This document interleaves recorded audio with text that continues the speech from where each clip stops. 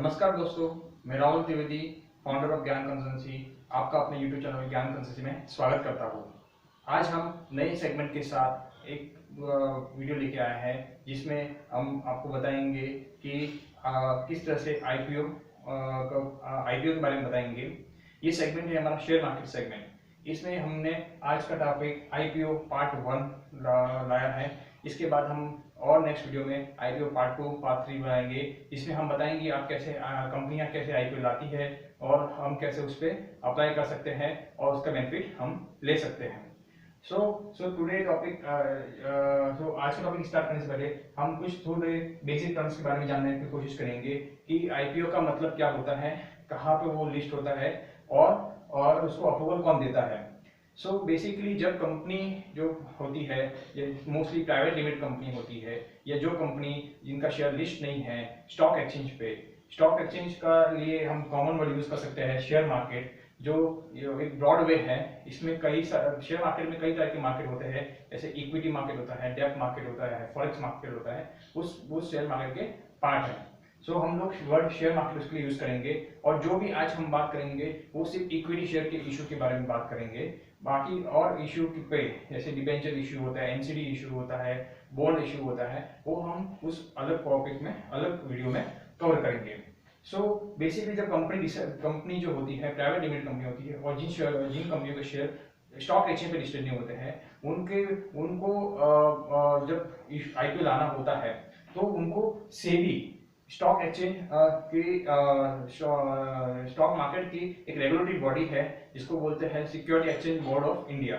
उस सेबी में अप्लाई करना पड़ता है, उन्हें एप्लीकेशन देनी पड़ती है कुछ डॉक्यूमेंट के साथ, जिसमें उनके फाइनेंशियल्स होते हैं, उनके प्रोजेक्ट्स होते हैं, उनकी प्राइसिंग क्या रहेगी, सब जो भी डिटेल है हम उसके बारे में हम सेकंड वीडियो जो पार्ट 2 आएगा उसमें हम लोग डिस्कस करेंगे उनको क्या क्या डॉक्यूमेंट सबमिट करना पड़ता है। तो उनको सेबी की अप्रूवल लेनी पड़ती है, इससे भी उन डॉक्यूमेंट्स को वेरीफाई करके उन्हें अप्रूवल देता है कि भाई आप इस तरह से आईपीओ ला सकते हैं। फिर शेयर मार्केट जब जब जब सेबी से अप्रूवल मिल जाता है, तब कंपनियां शेयर मार्केट जो होते हैं एक्सचेंजेस होते हैं जिनमें शेयर लिस्ट होती है, शेयर की लिस्टिंग होती है, उन एक्सचेंजेस उन स्टॉक मार्केट पे कंपनी अप्लाई करती है कि हमें ये शेयर को आपके इधर लिस्ट करना है। और फिर एक्सचेंज की परमिशन, आजकल 2 एक्सचेंज बहुत इंपॉर्टेंट है इंडिया में, एनएसई और BSE, National Stock Exchange of India और Bombay Stock Exchange of India. दोनों का हेडक्वार्टर मुंबई में है, और इन दोनों से उनको अप्रूवल लेना पड़ती है, और फिर बाद में जिनका अप्रूवल आने के बाद वो फिर आईपीओ की प्रोसेस में लग जाते हैं। आईपीओ की प्रोसेस में लग जाते हैं, उसके बाद उन्हें फिर बाद में जब भी उनका जब लिस्टिंग का टाइम आता है तो इन दोनों एक्सचेंजों पे वो शेयर लिस्ट हो जाते हैं। अभी दूसरा पॉइंट है इनिशियल पब्लिक ऑफर और फर्दर पब्लिक ऑफर। जब भी कोई कंपनी शेयर लेके आती है तो उन्हें एक पब्लिक ऑफर लाना पड़ता है। अभी इसमें वर्ड है इनिशियल पब्लिक ऑफर, आईपीओ उनको शॉर्ट में बोलते हैं, और इसमें है फर्दर पब्लिक ऑफर, इसको एफपीओ बोलते हैं। इनिशियल पब्लिक ऑफर मतलब क्या होता है, जब कंपनी पहली बार किसी भी शेयर को अपने शेयर को लिस्ट करने के लिए लेके आती है तो उसे इनिशियल पब्लिक ऑफर कहते हैं। बट सेम शेयर अगर दूसरी बार या तीसरी बार या बार बार आता रहता है उसे फर्दर पब्लिक ऑफर कहते हैं। सो इन दोनों में सिमिलरिटी सेम ही है, ये ऑफर ही है, नॉर्मल इक्विटी शेयर ऑफर, पर सेम टाइप्स ऑफ सिक्योरिटी आती है। तो पहली बार आती है तो इनिशियल पब्लिक होता है, दूसरी बार आती है तो फर्दर पब्लिक ऑफर होता है। तीसरा पॉइंट आज हम डिस्कस करेंगे कि why company come with IPO, FPO और एनी अदर इशू लेके क्यों आती है, आईपीओ लेके क्यों आती है, एफपीओ लेके क्यों आती है। बेसिकली इसमें 3 मेन पॉइंट है जिसमें हम लोग डिस्कस करेंगे कि वो मेन जो पॉइंट है उसमें हम डिस्कस करेंगे कि क्यों वो लेके आती है, और जो के 3 पॉइंट है वो एक जनरल पॉइंट्स है जो आपको आइडिया देंगे कि ये भी बेनिफिट उनको मिल सकते हैं। तो बेसिकली ये अगर कंपनी को कैपिटल की रिक्वायरमेंट होती है, कैपिटल मींस उनको जब कभी कोई फंडिंग की रिक्वायरमेंट होती है तो वो आईपीओ का ऑप्शन प्रेफर करते हैं।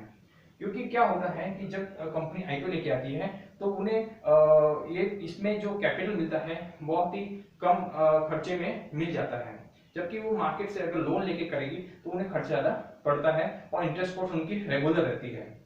इसमें क्या होता है कि कैपिटल में कैसा होता है कि इसमें जो होता है कि एक बार उन्होंने शेयर इश्यू किया तो उसके बाद उनको बार बार उनको कोई रीपेमेंट करने की जरूरत नहीं पड़ती है, जबकि वो उसकी जगह पर अगर वो लोन लेते तो उन्हें रीपेमेंट भी करना है और प्लस उन पर इंटरेस्ट भी देना है। ठीक है, अभी ये कैपिटल तो कंपनी ने कैपिटल के लिए शेयर मार्केट में चली गई, आईपीओ लाया, बट उस कैपिटल का यूज क्या करती है? उस कैपिटल का यूज वो अपने जो एग्जिटिंग लोन होती है उन लोन को रीपेमेंट करने के लिए यूज कर सकती है।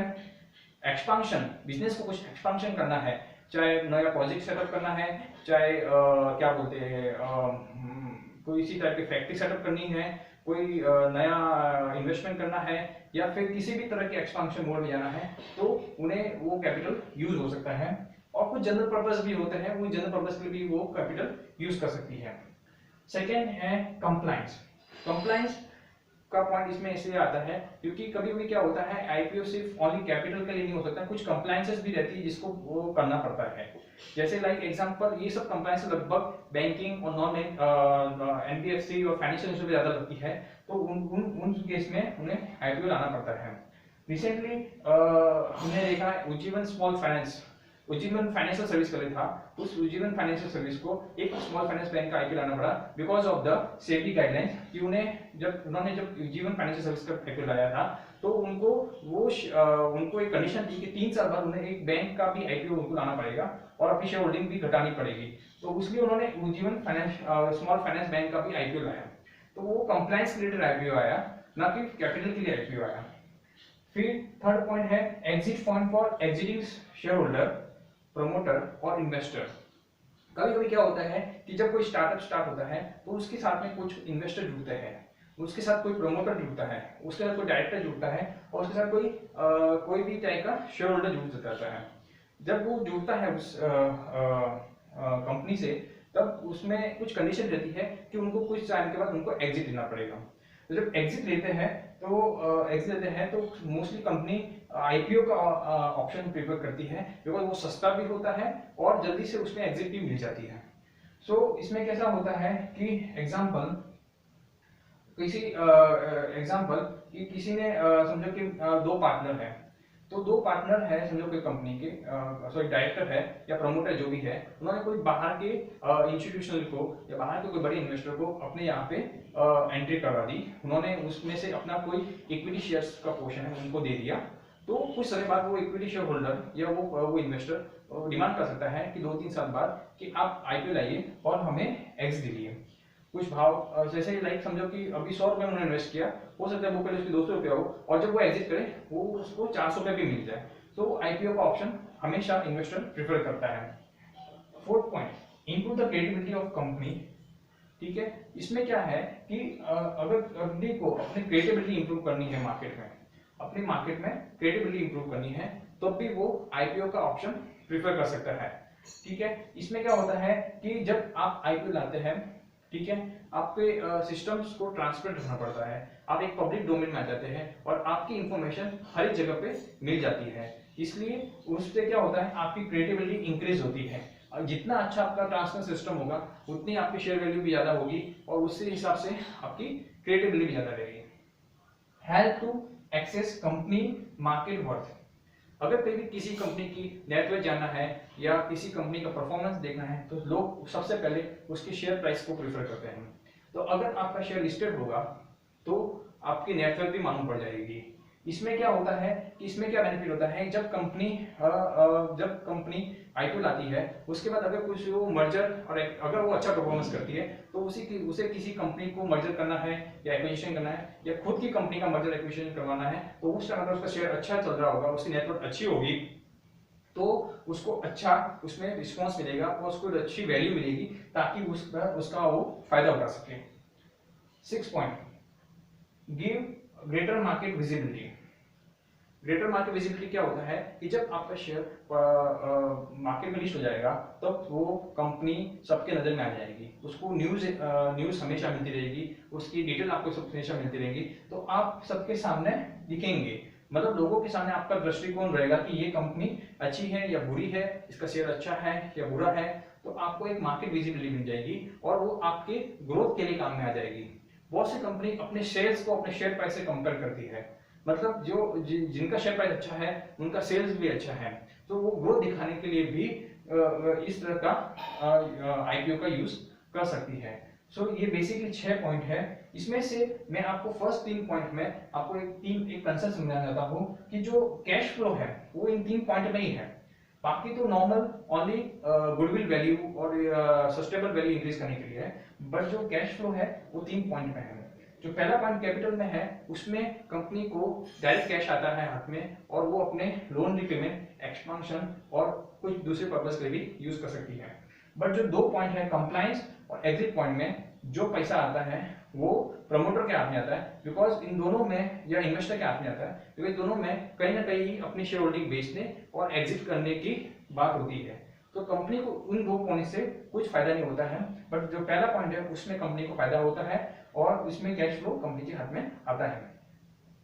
फिर आईपीओ आने के बाद हमने ये देखा एडवांटेज है, अब कुछ डिसएडवांटेज भी हो सकते हैं।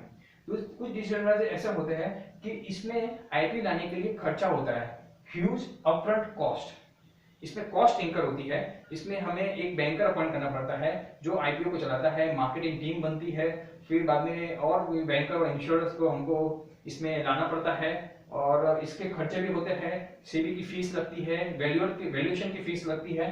तो इसमें हमें बहुत सारे खर्चे लगते हैं, कंपनी को बहुत सारे खर्चे लगते हैं। फिर second point, loss of autonomous control over company. इसमें क्या होता है कि समझो कि पहले जब कंपनी थी तो उसमें सिर्फ 2 डायरेक्टर थे, उनका दोनों का कंट्रोल था और वो दोनों ही पॉलिसी डिसाइड करते थे। बट जैसे जैसे कंपनी ग्रोथ होने लगी, जैसे कंपनी ने आईपीओ लाया, वैसे ही उसके इन्वेस्टर, उसके शेयर होल्डर्स बढ़ गए, उसके ओनरशिप बढ़ गई।